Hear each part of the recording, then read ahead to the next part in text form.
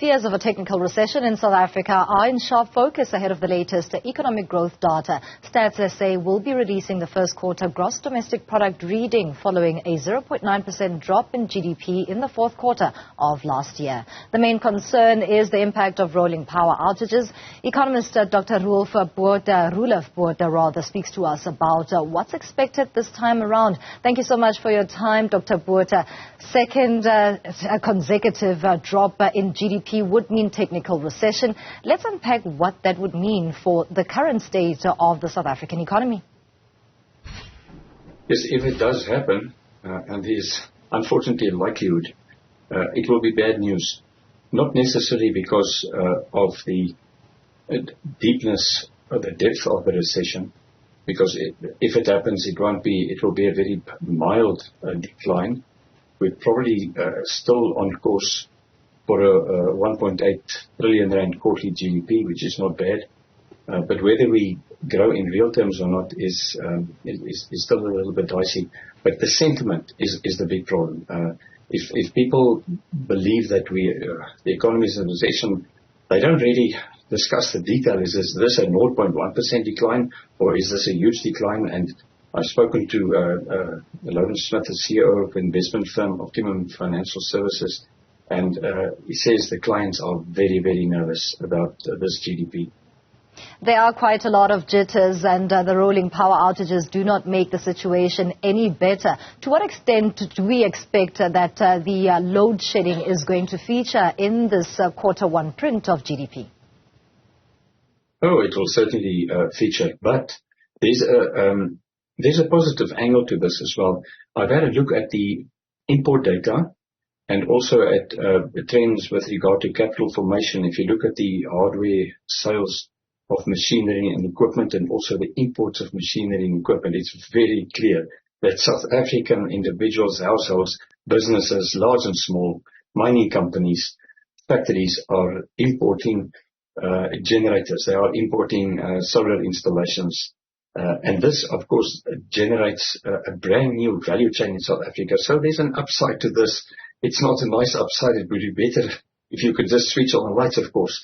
But at least there's some comfort in knowing that there is capital formation taking place in this regard. But, I mean, there's nothing good about load shedding, quite frankly.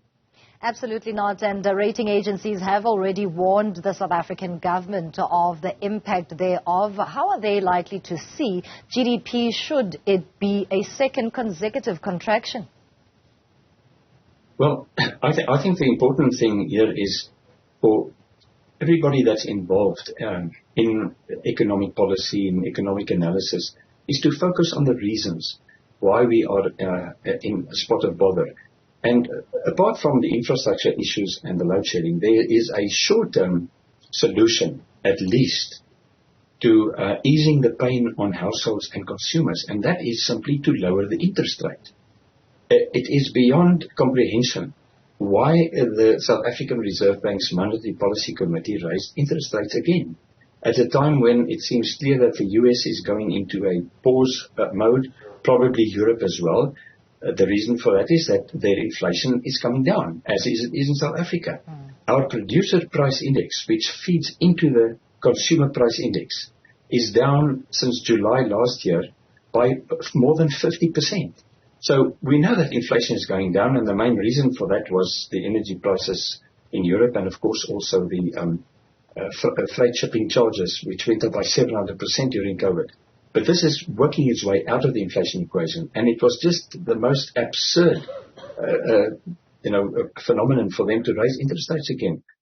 We've seen now with for instance, with better bond applications for bonds for new first-time buyers, that's down year on year by in the vicinity of between 15 and 20%. This is not good for the construction sector and the housing and the property market, and also the value of building plans passed is declining. And we can fix that. We can fix that immediately with a lower interest rate.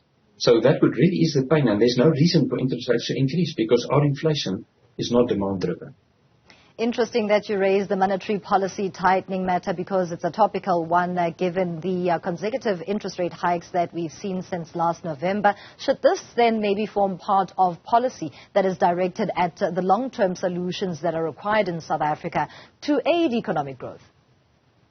Yes, I have suggested through various channels, especially through my columns that I write, that government should seriously consider changing the composition of the Monetary Policy Committee, because right now, five individuals hold sway over consumers' well-being, financial being, a large chunk of it anyway.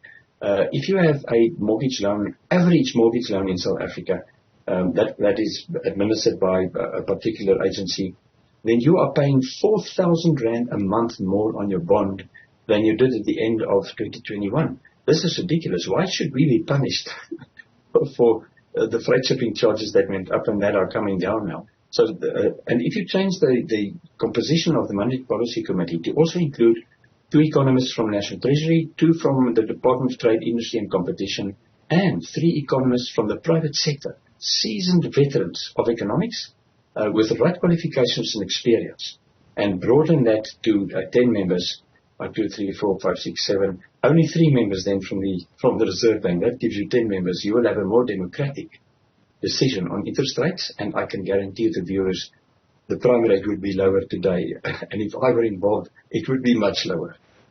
Thank you for your insights. That's Economist Dr. Roelof Botha speaking to us ahead of that first quarter GDP data that's expected from StatsSA. We leave it there.